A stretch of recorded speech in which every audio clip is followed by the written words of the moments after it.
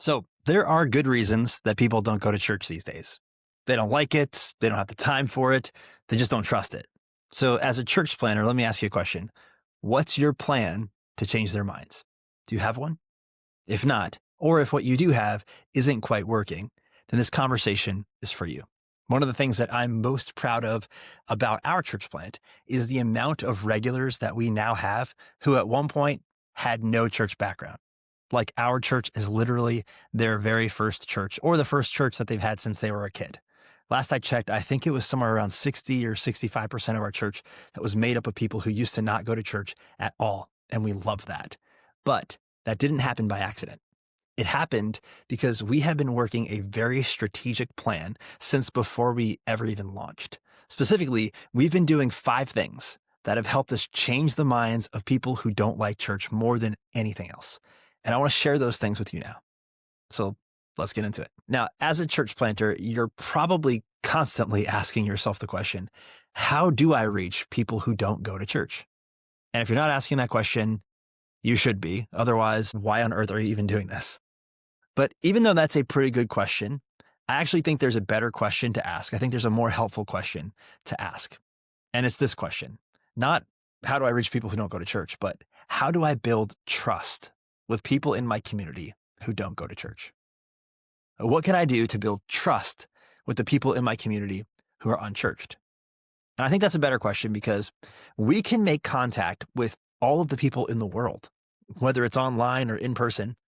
But if they don't trust the church, it's really not going to matter, right? I mean, think about it. Imagine if you had all the money that you needed to send as many mailers as you wanted to. Mailers are like good old fashioned snail mail, right? That you can just send, they make it into everybody's mailbox. Like literally imagine you could mail something to every single person who lived within a 25-mile radius of your church building. That would be amazing. It would cost a lot of money, but that would be amazing, right? Especially if you're in a place like where I live in New York. I mean, there's a lot of people within 25-mile radius. But the problem with that is if they don't trust the church, they will not care. It doesn't matter how cool the mailer looks. It doesn't matter like how interesting or intriguing the Easter message title is. Without trust, they will not give you the time of day. By the way, isn't that true of you as well? It certainly is true of me. If you're anything like I am, you probably get mail all the time. You get ads all the time. And there are 4 things that you could care less about. So what do you do in those situations? You throw it out, you just scroll on by it, or you unsubscribe. So since so many of the people in our communities don't go to church because they just don't trust it, whether they lost trust or they just never had a good reason to trust it in the first place, I think that our first priority as church planters should be to give them a reason to trust or to give them a reason to trust again. Like when it comes to the unchurched people in our cities, I think our first priority should be to do our very best to give them a positive experience with a church that will cause them to pause and think, wow, I actually liked that. Or wow, that was actually fun. Or wow, that was actually really helpful. And honestly, I can't think of a better way to do this. I can't think of a better way to build trust than with generosity, which may come as a surprise to you, but let me explain why. I think one of the fastest ways to earn somebody's trust is to give to them. It's just to give to them with no strings attached. I mean, just kind of think about some of the people in your life that you trust the most. They're probably some of the most generous people that you know. Like not just financially, they're probably really generous with their time and with their resources and with their knowledge and with their wisdom, whatever it might be. So if I want to reach the unchurched people in my community, I think it really starts by asking the question, what can I do to serve them without sending them a message that we expect something from them? What can I do to give to my community in order to build trust? But when I give, I can't give to them in a way that makes them think that they're expected to do something for me. Because like where I'm from in New York, people are skeptical. Shocker, right? But they're especially skeptical with things that seem too good to be true. So they're always going to be looking for the catch. And if they detect even a hint of a catch, it will lessen or more likely eliminate the trust that they were willing to give. Like, for example, if they detect that your fun event is actually just a sneaky way to raise funds, like, hey, come to my fair, or come to my festival or whatever, but then really you're like, we're raising money to put on a new roof or whatever it might be. If they detect any of that, the trust is going to go right out the window. If they feel like they were bait and switched because like what they thought was going to be a place to get free food or a place to get a free oil change because it was oil change Thursdays for moms or something, or if they thought that they were just going to an event where their kids could have a good time and it was safe and it was free, but then all of a sudden they find themselves like locked into a sermon that they never knew they'd have to listen to, or now there's like this really high pressure invitation for them to raise their hand so they can accept Jesus. I'm telling you, if any of that kind of stuff happens here in New York, I mean, it's probably true anywhere, but the trust that they might have been willing to give because of whatever event or whatever activity or whatever free resource they got, it's going to go right out the window. Because even though our intentions are good with those things just have a way of enforcing some of the thoughts that the skeptical people in our communities already have about the church. Like that the church is a place with an agenda, that the church is actually not interested in helping people. They're just interested in using people. The things that they're thinking are that the church just wants me to raise my hand so that they can claim me as one of their own, right? Or they just want me to join their cause so that I'll give them my money, or they just want to brainwash me so that I can join their workforce, whatever it might be. Now, I'm not saying that those things like that those things are true. I'm just saying that those are some of the things that the unchurched people in your community are thinking when they think about church, that it's maybe just like a big scam. Like there's just this big agenda. Basically, their thoughts about church are the church wants something from me. They don't want something for me. And it's going to be our job to change their minds. So if we want to actually change their minds, to change the minds of the people who don't go to church and who don't like church in our community, we're going to have to think of some fresh approaches to earning their trust. Approaches that will leave them thinking, wow, that was actually really nice. Or wow, I'm shocked that it was actually free. If you're hearing some weird moaning, it's because my dog is sighing. He's just laying right there. He might be knocking into the tripod too, but all right, amigo, enjoy, buddy. Anyway, where was I? If we want to change the minds of the unchurched people in our community, from the church just wants something from me to actually the church really is here for me, we're going to have to think of some fresh approaches, right? We're going to have to like do some things that cause them to just leave an event or leave some kind of resource that they got from the church thinking, I can't believe that was free. I can't believe they actually didn't ask me for something in return. I'm shocked at how much value that added and how there was no strings attached. And by the way, this kind of generosity first approach of like genuinely providing something of value for free, I think is exactly what Jesus had in mind at the beginning of the Sermon on the Mount in Matthew chapter 5. You probably familiar with this, but this is where Jesus talks about how the church is like salt and light, that both of these things, salt and light, they add a tremendous amount of value and they make people's lives exponentially better. And so Jesus is like, it's the reason why you don't cover a light. Like, no, you let it shine for all to see because people are better off when they're in the light, right? And then Jesus goes on to say, in the same way, this is Matthew 5:16, in the same way, just like salt and light, you know what I want you to do? I want your good deeds to shine out for all to see so that everyone will praise your Father in heaven. So just like the light shines for all to see, I want your good deeds to shine out for all to see. And notice the order of things here. This is really important. It's good deeds first, generosity first, service first, love first. Then, precisely because of the no strings attached value that we added with the light that we've been shining, then they will notice and celebrate the goodness of God. That's Jesus. So I think if we want to change the way people think about God, it starts with our good deeds. It starts with our service, our no strings attached kindness, care, and love. It starts with our willingness to be generous to our community and expect nothing in return. Because generosity ultimately leads to trust. And trust leads to influence. And influence sets us up to inspire our community to love and follow Jesus. So let me share with you some of the suggestions I have for how to actually go about doing this. Specifically, I want to share with you the top 5 trust builders that we've seen work better than anything else. These are things that we've been doing for years now. But you have to think of these things like seeds. Like they start really small when they're planted, but over time, with some watering, with some care, they can grow into something massive, right? And not just that, but they can even begin to compound and multiply as well. So if you do these 5 things and then keep doing them over time, I'm telling you, your church plant will become a trust building machine with your community. It will become a trust building machine that reaches more and more people every single year. All right, enough setup. That was a long intro. Let's talk about the most effective trust builder first. The number 1 trust builder, I think, is personal invitation. It's personal invitation. And I'm not talking about you as the church planter inviting people, although that's always a good thing.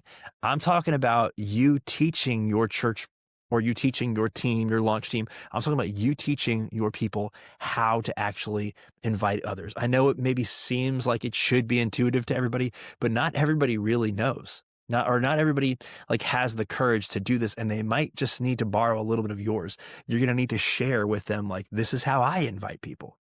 I think of all the things that we do to encourage growth in our church, this is the number 1 reason that new people show up each week, because they were personally invited by someone.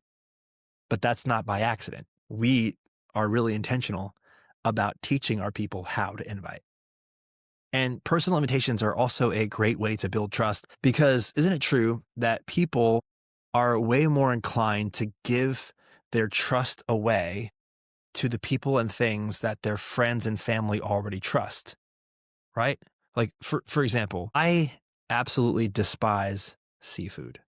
I know that's an unpopular opinion. I know it's a waste because I live on Long Island where there is a ton of seafood that's apparently really good. I just don't like it. I would say if it comes from the sea, it's not for me. If it looks icky, if it smells icky, if it tastes icky, I don't want anything to do with it. And that's what seafood's like to me, especially sushi. Ugh, I have no interest in sushi whatsoever.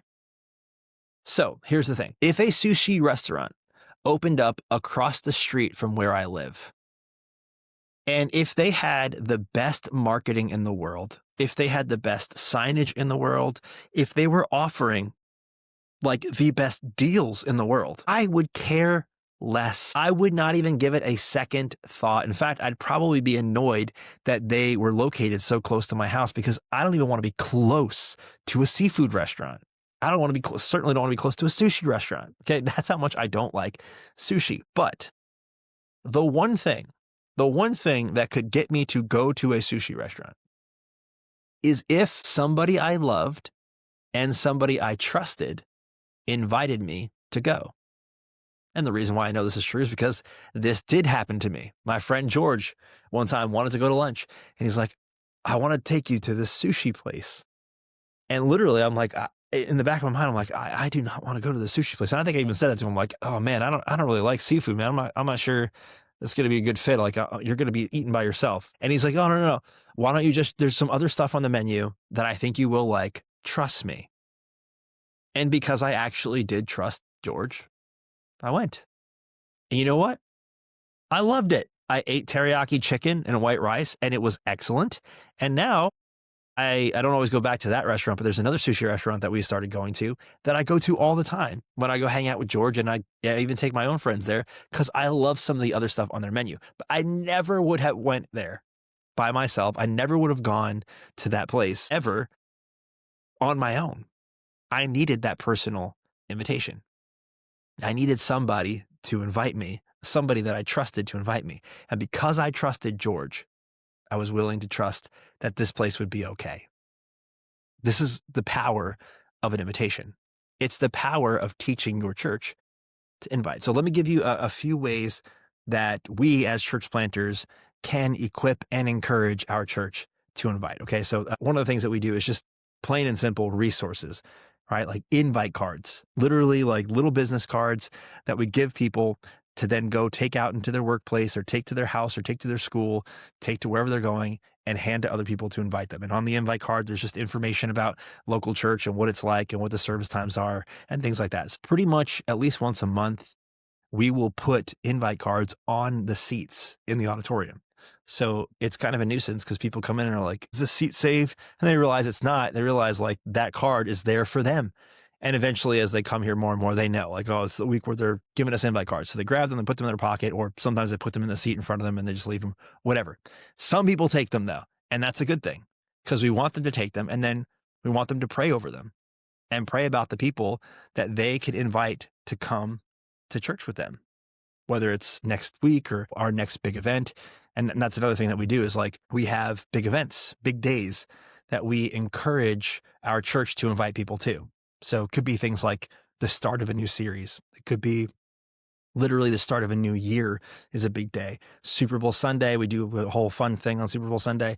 That's a great day to invite people. Obviously, days like Easter, Mother's Day, Father's Day, Christmas, we celebrate Ice Cream Sunday, which is, I think, the third Sunday in July. The third Sunday in July is always Ice Cream Sunday. It's National Ice Cream Sunday Day. So we bring in an ice cream truck and we give away free ice cream. It's a great day. It's one of our like highest attended days in the summer because people love free ice cream. We also do Back to School Sunday. We celebrate our birthday big here with a big festival. So that's another great day. We do baptisms at least 4 times a year. Those are always great days for people to invite as well. So whenever we have a big day, we will leave out these invite cards and tell people, hey, you should invite your friends, invite your family. It's going to be really extra fun this week, whatever. We're going to start a new series. We're going to be talking about this, whatever. We encourage them to invite. And the other thing we do is we always promise consistency. You know, if you're an inconsistent church, meaning nobody ever knows how long the church service is going to be. People don't know what the order of things is going to be. Like, are they going to sing songs this week or are they not? Are they going to have a band? Are they not going to have a band? Who's going to be speaking? Whatever it might be. Are they going to actually going to have like bagels and coffee, or did they run out again? Whatever it might be. If it's not consistent, people are going to be more hesitant to invite because they don't know what they're inviting their friends to. So like one of the things we do is we promise like, hey, we're always going to keep it to an hour. You know, it's always going to look the way it looks, the way that you're familiar with. So when you invite your friends, nothing weird is going to happen. And then we tell them what will happen when they do invite, because we try to roll out the red carpet as much as we can for any first-time guests that come here. In fact, we have a whole plan your visit system, which is something that we'll talk about in another episode. But we talk about that with our church. Like, hey, we want you to know that if you invite somebody, you can actually have them plan their visit, which means they go on our website, they let us know that they're coming. So we have their name, we have their number, which means we can be ready for them literally in the parking lot. We put a sign with their name on it. So it's the best spot in the lot. That's what I always tell people. It's got their name on it.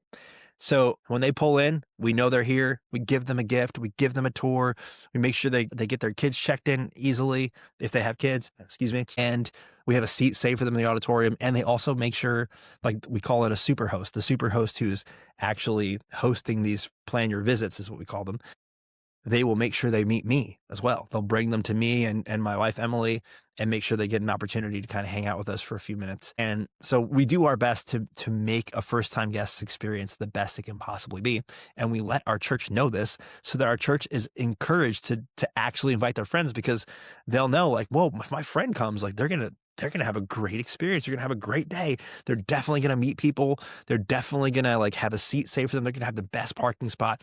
So we like to give them resources, literally give them invite cards. Sometimes for bigger days like Christmas or Easter, we'll have like flyer kind of cards. I mean, not flyer, but like 3x5 type cards with the title, image and stuff on there. And it's specifically about either Christmas or Easter or something like that. And then we tell our church, this is what you can expect when you invite your friends or your family or your loved ones. Another thing that we do to encourage our church to invite is prayer gatherings. And we do this regularly, at least once a quarter. We gather together. Sometimes it's like a Friday night, sometimes it's a Saturday morning, but we just take time to pray for our community, to generally just pray for the people in our community, especially the ones who don't know God, who don't know how much God loves them, who don't know how much God cares about them, who have a distorted view of who God is. And we'll just take time to pray for them and pray that God changes their heart so that the next time they're invited, to a church, they'll go. And it doesn't even have to be our church. We just want people to be inspired to love and follow Jesus, whether that's here or anywhere else. And then we'll pray. And what that does is when we're praying for our community, it prepares our own hearts too. It prepares the hearts of our church to go out and invite, because we've taken all this time to lift these people up, to talk to God about our fellow employees and our fellow classmates and our family members. And now we have a little bit more motivation maybe to go and actually invite them after we spent a lot of time praying for them. I mean, prayer should always be the first step in anything that we're doing. And so when we're teaching people to invite, we're always also telling them, and before you ever do it, you should take some time to pray. First trust builder, first way to build trust with your community, I think, is personal invitation. Teaching your church to invite. The second trust builder is community events. Community events, sore throat. Anyway, all right, community events. These aren't church events. These are events specifically created to serve and love your community. Like, these are events that are made just for your community. At the moment, we have 4 of these events. We do 4 of these every year. We have a street fair, which isn't really an option for us because we're on a main road. And once a year, I think it's second week of June, they literally shut down our street, the street that our church is on. And it's just a huge street fair. It's like half a mile long. All these vendors are set up. So rather than try to fight it and get people to come around the back way into our parking lot, which is really confusing, we just decide we're not doing church that Sunday. Instead, we want everybody to come out, and we're going to volunteer at the street fair, and we're going to do the best we can to serve our community with free stuff. We just give away a whole bunch of free things all day long. It's a blast. So that we do a street fair once a year. We do summer movie nights. So the way it's been working out the last couple of years is every Monday night in July, we will have a movie outside in our parking lot. We have a huge parking lot, which I know is a huge benefit because a lot of churches struggle with parking, but our parking lot is huge. So it gives us the ability to host these really large movie nights. And one of the things that I think is so cool about this, and we'll talk about this in a minute, is we do these movie nights in partnership with other organizations. So we're not the only one involved. Our community library is involved, and so is our Chamber of Commerce. And so the library is actually responsible for coming and setting up the big blow-up screen and the projector. They get the licensing to actually show the movies. And we always show current, recent released movies. Like this year was Inside Out 2 was one of them, and this Sonic 3 movie. They're always family, kid kind of movies, and it's completely free. And then we just provide the space, and then we do popcorn and cotton candy. And we have vendors come in, like the ice cream truck and the different food trucks as well. And it's always a blast. It's a great night. So we do those once a year. So there's usually 3 or 4 of them. So we got a street fair, summer movie nights. We do Fall Fest, which is this is exactly what it sounds like. It's a fall festival. And we actually do that in conjunction with our birthday to celebrate our birthday, which is the second week of October. We always throw this Fall Fest for our community. And it is a blast. And every single year it's grown more and more and more. And it's actually a little bit worrisome this year when I think about Fall Fest and how many people might be coming, because it keeps getting bigger and bigger. And this is just things like little pumpkin patch, fire trucks come, we set it up and kids can go into the fire trucks, a lot of food trucks, the ice cream trucks there, a bunch of bounce houses, petting zoo. We had a race car last year that kids you weren't driving, but they could go inside it and kind of play around in that as well, lawn games. So it is a blast. It's a lot of fun. It's a lot of work as well, but it's worth it because so many people love that event. So we do street fair, summer movie nights, Fall Fest, and then we do a drive-in movie in December. Usually we just play the Polar Express. It's become like a tradition. So again, because we have such a big parking lot, we can park a lot of cars, and it's always obviously cold in December, at least here in New York. So people come, they park their cars, and this is just our event. We don't partner with anybody for this one, but we do borrow this 40-foot screen from our local Chamber of Commerce. It's huge. It's larger than life. And we just project the Polar Express and then pump it into everybody's car so they can hear it through their car radio. It's an amazing event. After the Polar Express is over, then we have a winter wonderland inside our building where kids can come take pictures with Santa. So it's an amazing event. It's all free. All the events that we do are free. But those are the top 4 that we do that, again, they're literally created just to love and serve our community. They're not events that we do for our church, although anybody in our church can go. They're literally for our community. And now we're working on adding 2 more because I want to do one every other month. But they're a lot of work. So in the beginning, we needed to just do a few. And now we're at the point where we have the team we can do more often. So we're working on doing 2 more because the ones that we've already done have been so effective. We'll probably do an Easter egg hunt around Easter time. And then, excuse me, by the way, we'll do an Easter egg hunt around winter time. And then I'm thinking of some kind of a winter event too, because those are the months that we're missing events. But these events, they build trust because they're all really good and they're all completely free. And that's kind of the caveat with this. You can't put together a crappy event and then expect to build trust. Like that'll actually probably do the opposite, because if somebody has a bad experience at your Easter egg hunt or at your fall festival, they're just probably not going to come back to anything else that you do. That's why your events have to be really, really good. So it leaves them saying like, wow, I can't believe I didn't pay for that, right? The higher quality the experience you can offer, the more trust you'll build, the more likely they'll come back, the more more and more trust they will continue to give. And that's why I recommend going with quality over quantity when you're first getting started out. If you don't have the team, if you don't have the finances, you don't have the resources to do something really, really well, just do one event for the year then. Don't try to spread it out to a couple if you can't do it really well.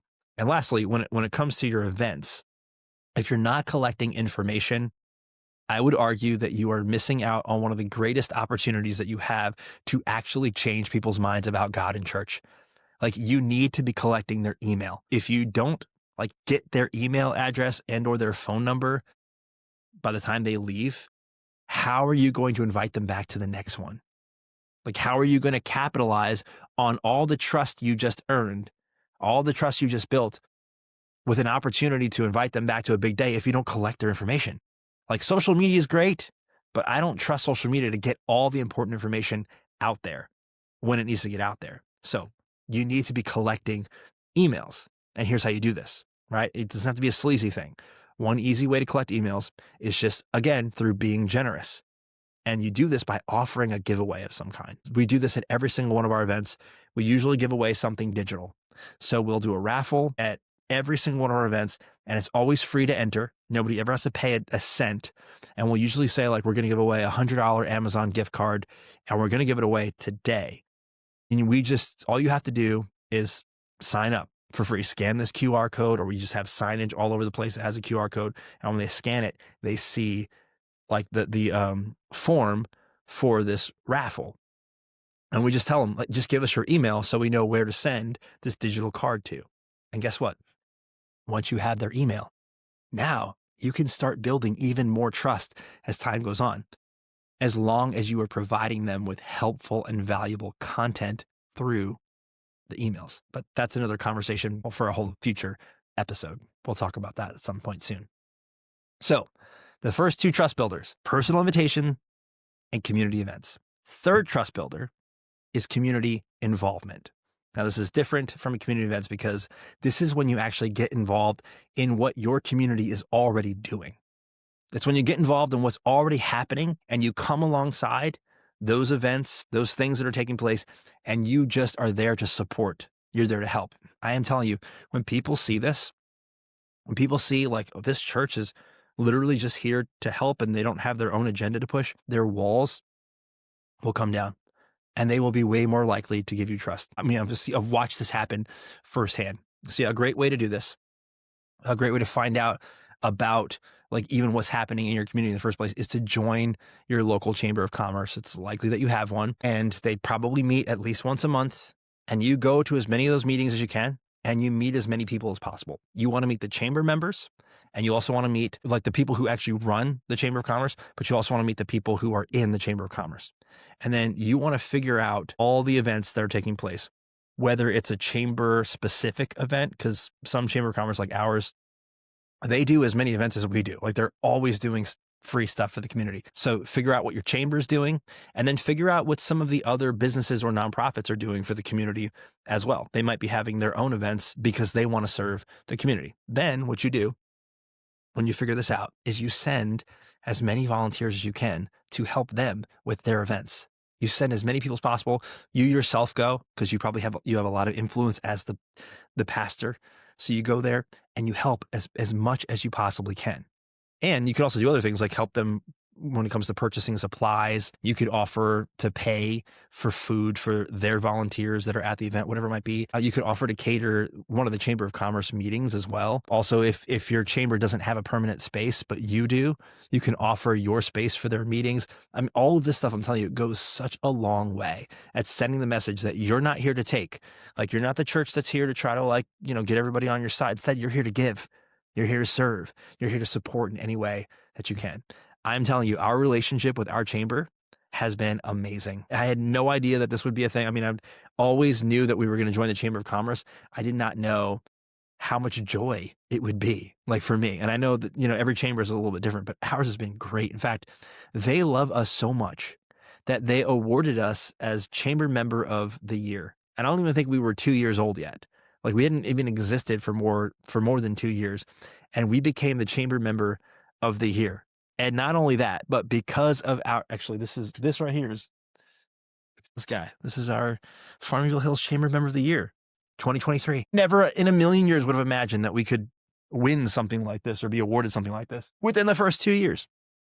But not only that, but because of our involvement in our community, the ways that local church has served its community, our chamber also nominated us to be the business of the month in our entire town of over I think our town has, I think it's just under 500,000 residents. And we got it. Like, they nominated us. And then the town was like, yes, we want to award this church. Like, of all the businesses in our town and other nonprofits, they chose local church. We had to go down to town hall to accept the award on, like, the local news channel and everything. It was crazy. I mean, these are two pretty high acknowledgments from our community, and both within our first 2 years of existence, all because we just showed up. We just showed up to our chamber meetings and we offered to help whenever and wherever we could. I'm telling you, that goes a long way. And it goes to show that if you're willing to be generous, if you're willing to serve first, you can build trust pretty quickly. Besides the Chamber of Commerce, you could also build trust in your community by supporting local nonprofits as well. You might even find these nonprofits in the chamber, but you can do a lot for them. Give them money. You can give them volunteers. You can give them an opportunity even to speak at your church. We do this once a quarter. We bring in a local nonprofit and we partner with them. In fact, we attach our gift to our first-time guests no, actually, we don't even do that. What do? We do quarterly check-ins. So once a quarter, we have everybody fill out what's called a quarterly check-in. It's like an extended Connect card. If their information changes, they can let us know. And then also we learn some information about where they're at in terms of following Jesus and what they want to know more of, if they want to know more about baptism or volunteering or whatever. It just helps us check in with everybody once a year. And the incentive that we give is, if you fill out your quarterly check-in, every quarterly check-in we receive, we're going to donate. Local church is going to donate $5 to this local nonprofit. And we bring that nonprofit in and they talk about what they do for like 2 minutes during the hosting segment of our service. So people can see who they are. They can hear about what's actually being done. And then they can know, like, I get to be a part of this. Like, literally all I have to do is fill out this card, or fill it out online, and they'll donate on my behalf. That's pretty cool. So we give them an opportunity to speak. I'm telling you, this helps the organization, the nonprofit that you're supporting, trust you, but it also helps your church trust you too. Like, it helps them see, like, oh, you really do care about the community. This really does matter to you. I mean, you're putting your money where your mouth is when you talk about serving, when you talk about generosity, right? And not only that, but it raises awareness so the people in your church can know, like, oh, I didn't even know that was a need. Like, I didn't even know that sex trafficking was a thing where we live. Well, it is, because we brought this organization in and they told us all about it. They gave us all the facts, right? Or I didn't know, like, so many Long Islanders or wherever you're from, so many people are hungry, but they are. I didn't know that I could actually get involved. And that's the other thing, that benefit of this. Your church now sees the opportunities that they have to serve even outside their church, which will only build more trust with your community when people see, like, oh, local church people, they're so generous with their time. They're so generous with their energy. They keep coming and helping and serving. Okay, so we got personal invitations, community events, and community involvement. And the fourth trust builder is probably the most unique one. And you may have never thought about this one before. And this is a little bit new to me, but I'm excited to give it a try. And it goes by a couple of different names in the marketing world, but what I call them is lead magnets. Fourth trust builder is something called lead magnets. Now, a lead magnet is a free giveaway that you promote in exchange for someone's email. Like the simplest version of this that I can think of that you've probably experienced before is like a 10% off coupon that pops up on your favorite store's webpage. If you ever go to like, I don't know, whatever store you like, and all of a sudden you see a little banner, it's like, hey, if you click this banner within the next 15 minutes, we'll give you 15% off, something like that. All you have to do is give them your email and then you'll get the discount. That's like a lead magnet. They're giving you something in exchange for your information. And here's why this works. And here's why this works for the church world specifically. Because if you have a really great lead magnet that really does add a bunch of value to somebody, it's not going to be a 10% discount or something. It's going to be something else. We'll talk about in a second. But if you have one that really adds a lot of value to them, then that's going to help them trust you because you have literally added value to their life, help them improve their life in some way with what you gave them. But when they need to give you their email in exchange for this really helpful, it could be a PDF, it could be like a digital workshop that you do, it could be a special podcast or something. When they need to give you their email for that, what they're going to do is they're giving you the ability to not just add value to them through that lead magnet, through that one piece of content, but now you have their email. And now you can start adding value, even more value to them through the emails that you send, through their inbox. Now you have their email address. You can send them more emails where you are giving them such helpful information that it's literally they're wondering, how am I getting this for free? Or you're inviting them to some of the free, fun events that are coming up at your church as well. And they're like, oh, another free event? Yeah, okay, I'll go. Now, sure, some people are going to unsubscribe. They're not going to be interested. That's okay. That's just a part of life. But many won't. Many will let you live in their inbox for years. And now every single time you send them a helpful email, hey, Christmas is coming up, want to invite you to Christmas, or we got this fall fest coming up, or street fair coming up, giving away a whole bunch of free stuff. Make sure you bring the kids. Every kid's going to get, a bag of candy, whatever it might be. Like when they let you live in their email, every time you send an email, you're going to be on the top of their mind again. And depending on how much trust you've built, you'll be one step closer to inspiring them to actually engage with your church at that point. So here's a couple of examples of some lead magnets that I've created or that I'm working on or wanting to create at some point. So the first one I made, because of where we live, 60% of people on Long Island are Catholic, or they have a Catholic background, I should say. Excuse me.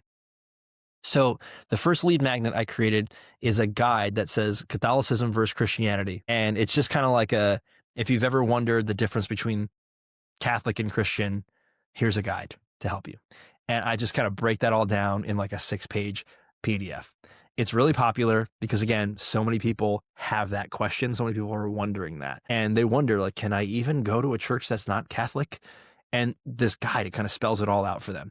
And everybody, I mean, I'm sure there are people who are like, they didn't like it, but everybody who has given me feedback about it loves it. They think it's great. It's valuable. It answers a lot of questions that they've had. It maybe even answers some of the questions they didn't know they had as well.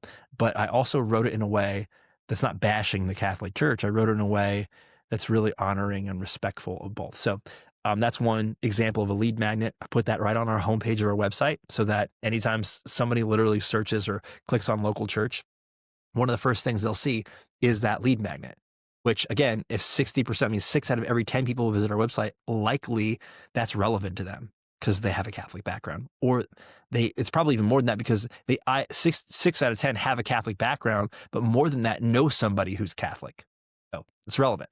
Another lead magnet idea is like a guide, a PDF, maybe a podcast, an episode. It could be a sermon, although I'd recommend not doing that.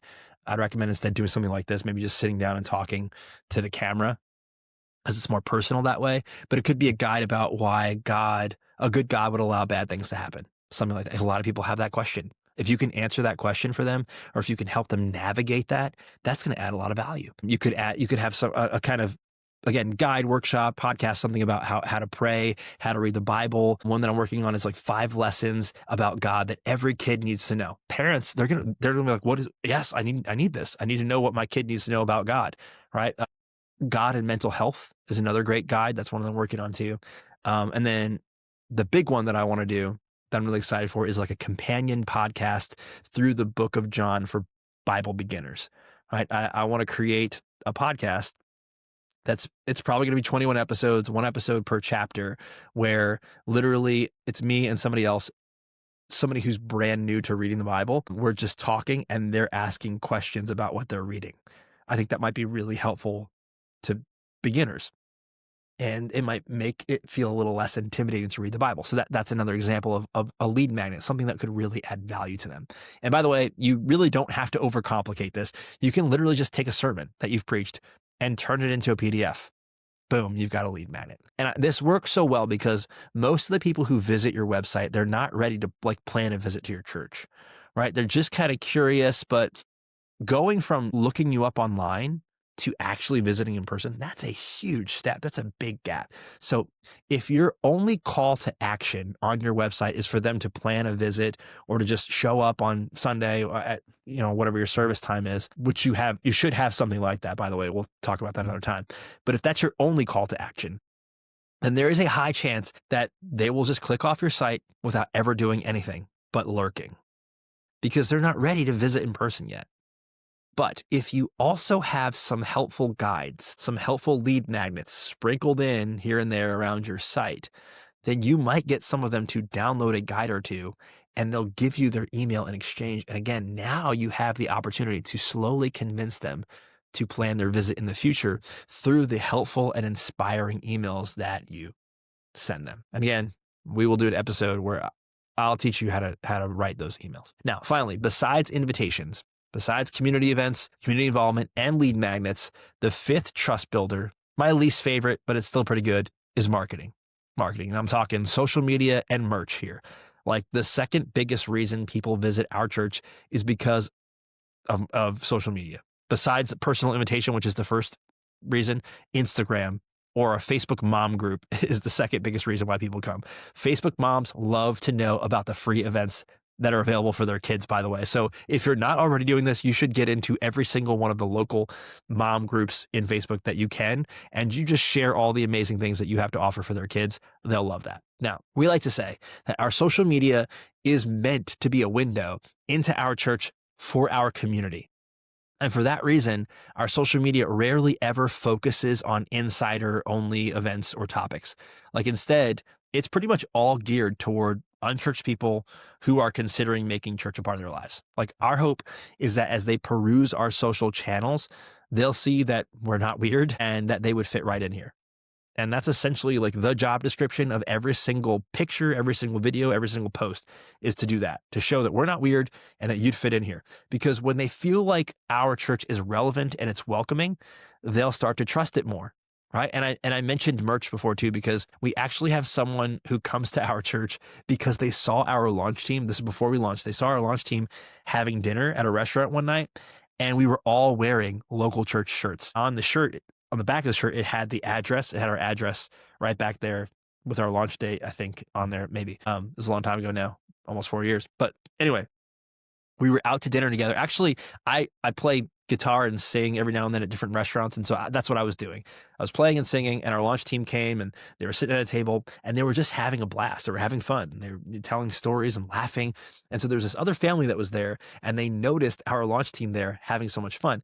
And this other family had 2 kids, and those 2 kids would like walk up and they would come up to the music, and they would dance a little bit. And then our team was like engaging with the kids, not in a creepy way, but like just in a way that the mom was actually really like grateful for that. She's like, you guys are really loving on my kids right now. This is awesome. And so she was so touched by this that she noticed we were all wearing the same shirt. And I think it was a year later. I mean, it was close to a year later. She showed up. So she didn't come right away, but it took her about a year. She remembered how she felt. She remembered how our launch team made her feel. She remembered how our launch team loved her kids. And she saw the shirt that we were wearing. So when she was ready for our church, she looked up local church because she remembered the shirt. She found us online and she showed up to a service, and she's been coming ever since. Isn't that incredible? But that only will work if your launch team and your church is warm and friendly. Okay. If they're pretty cold and off-putting, then just don't sell them any merch. All right. But all right, there you have it. 5 things that you can do to build trust with your community, but the people in your community specifically who don't go to church. Number 1, you teach your church and your team how to invite. Number two, you host some really, really, really well done free community events. Number three, you get involved and you help out like in what your community is already doing and you go above and beyond. Number four, create some great high value lead magnets that are really going to help people. And then number five, tailor your social media and your merch so that it includes those who are not yet part of your church, or just make it all about those who are not yet part of your church. Like windows for them to see into what your church is like, to see that you're not weird and that they would absolutely fit in and be more than welcome there. And as always, I want to thank you so much for hanging out with me. I hope that this was helpful to you. And if it was, let me know in the comments. If you're watching on YouTube, just type helpful. All right, just one word. Or if you're listening on Apple or Spotify, you can head over to my Instagram, Church Plant Journey, and send me a message. Just type helpful if this helped you. And if I missed something, let me know. Like send me a message or write in the comments if like you've discovered some really effective ways to build trust with unchurched people in your community and I didn't cover it, then by all means, I want to learn from you. So tell me what you know. Put it in the comments, send me a message. I'd love to hear your wisdom. Finally, if you're just beginning your church plant journey and you need some help raising funds, then I want you to download my free fundraising guide. It features my top 5 fundraising tips. And these are tips that my wife, Emily, and I learned while we were fundraising. And honestly, we credit the amount of money we raised to these things. I mean, we were able to raise over $345,000 in startup funds alone. And we don't know like a bunch of wealthy people. Like this is just normal people. We were able to do it with these 5 tips. So if that sounds like something that you could use, it's free. Just click the link in the description or head over to churchplantjourney.com/fundraise, get the guide. I know it'll be helpful to you. Now, as always, no matter what stage of the church plant journey you're in, no matter what you're facing right now, no matter how scary it might be, you've got this. You've got this. You can absolutely do this. And I know this. I know it for a fact because you have the Holy Spirit of God in you, which means there is absolutely nothing that God can't do through you. So please believe in yourself, trust in God, and enjoy the journey. And know that I am here to cheer you on all along the way. I love you. I'll see you soon.